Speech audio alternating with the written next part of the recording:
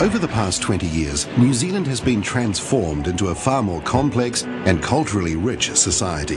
The scale and diversity of immigration means that providing quality advice about immigration issues has become a major task. Fulfilling that role is the Immigration Contact Centre, based appropriately enough in New Zealand's immigration heartland, Auckland. We're handling up to 4,000 calls per day. That's 1 million calls per year. Welcome to Immigration New Zealand. You're speaking with Yvonne. Welcome to Immigration New Zealand. You're speaking. Welcome to Immigration New Zealand. Most of the calls will be from people who are interested in living, working or studying in New Zealand.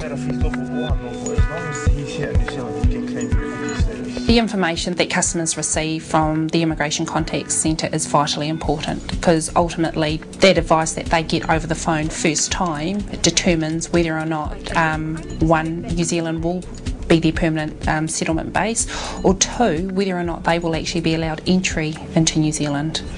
In the past, the Immigration Contact Centre was not seen as a good place to work. Morale was poor and management and staff mistrusted one another. The results? High levels of staff turnover and sick leave and poor customer service. In an environment where seconds matter, you can get behaviours of calls perhaps being cut short for the sake of meeting a call duration target without necessarily addressing the customer's need. The amount of calls we were getting meant that we couldn't provide an adequate service to the public. People just couldn't get through on the phones. There's nobody who isn't affected in some way by being sworn at on a daily basis or being told that they're inhumane or blamed for something bad that's happening for somebody. It's a big part of the job here that separates us from some other contact centres, I think, particularly the more corporate ones where they're just providing a service rather than providing information which sometimes people don't want to hear. By 2006, management had begun to understand that the problems were real and that things would have to change. This way of working wasn't meeting the customer need or our business requirements. So we organised an event in 2006 where we presented to the staff what we thought the problems were, some of the solutions that we'd identified, and basically sought their input. There were obvious key issues that were coming across about our staff not feeling valued. They were under-resourced, there wasn't enough training being invested in the group, and they didn't feel that there was a lot of support from their managers.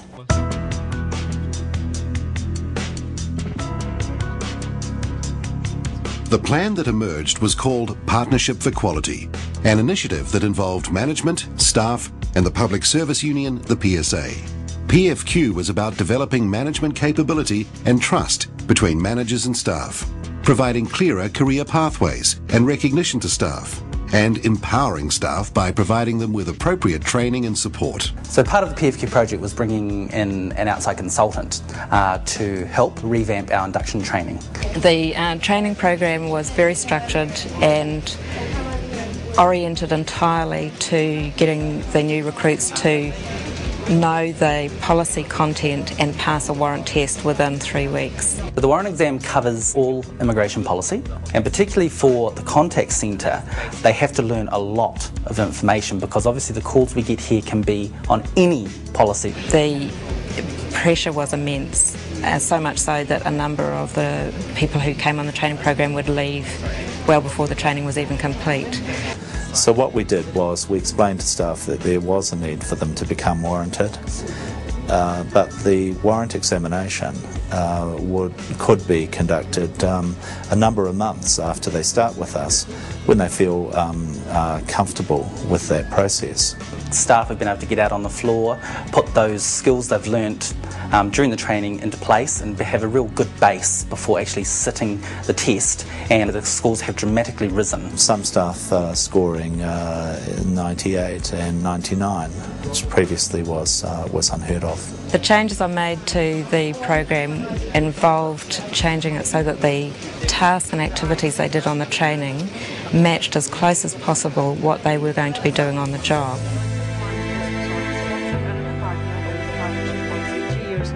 We brought the training into more real-life situations, and what people would actually have on the floor, what they would actually come across when they started with us, versus just sitting in a classroom and looking at the PowerPoint slides or reading their books.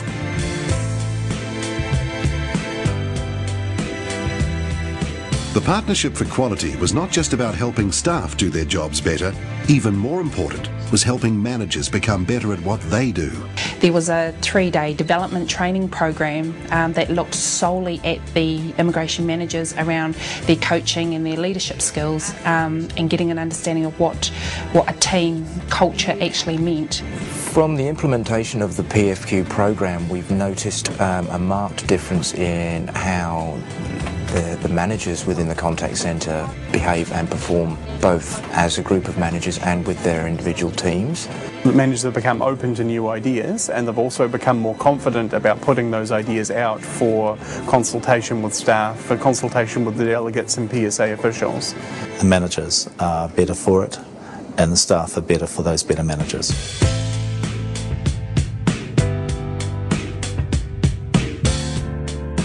In addition to revamping their training systems, the PFQ initiative also saw the contact centre increase support for their staff through new technology.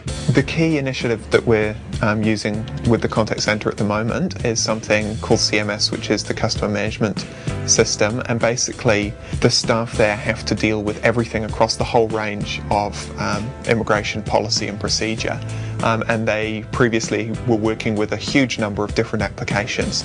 So what we tried to do with CMS is build one system which hooks everything in together.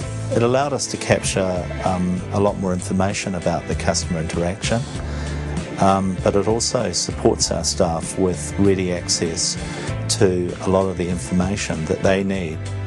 One of the considerations there was what we could actually do to reduce unnecessary call load, and proactively communicating with our customers became very important. We thought, why don't we go to the customer and tell them up front? Text messages, when you're sending them a bulk, work out at about 13 cents, so it's a fraction of the cost of handling an inbound phone call.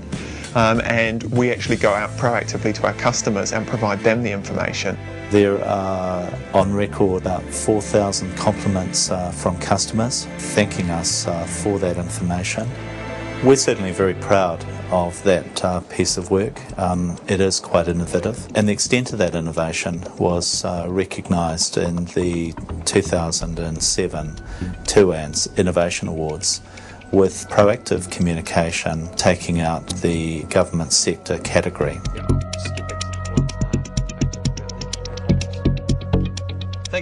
So what differences have the Partnership for Quality made? Qualitative measurement, including customer satisfaction surveys, strongly suggests that users are happier with the service they get from the call centre. Managers agree that the new trainees are better equipped for their jobs than their predecessors under the old system. But what about the staff themselves? It's much more relaxed. There's a much greater sense of community across the whole contact centre, not just in individual teams. Personally, for me, since the PFQ project has come in, it's been a much better place to work. More support, more resources, and you get a bit more time and quality time to spend with the customers now. Productivity in state services is about effectively and efficiently creating value with and for the public. This concept embodies consideration of the quality of the services and the integrity with which services are delivered. Ultimately, it's about ensuring New Zealanders are satisfied with the services provided and that the trust between public and government is maintained. When I first stepped into this job, the thing that characterised it for me was the level of customer complaint. It's all but dropped away. I'm not saying it's perfect, but it's dropped away, and I think I would attribute that to the work that we've been doing with the staff. The most rewarding part about it is helping customers. It's only 2 years ago that we were losing staff, and that situation needed to change. And in the past 2 years, I believe we've really turned this place around. From the time the changes were introduced to where the contact centre is today, absenteeism has reduced by around 20% and attrition has reduced by almost a third. All in all, employees are happier in the job, and partnership with the union has been really beneficial.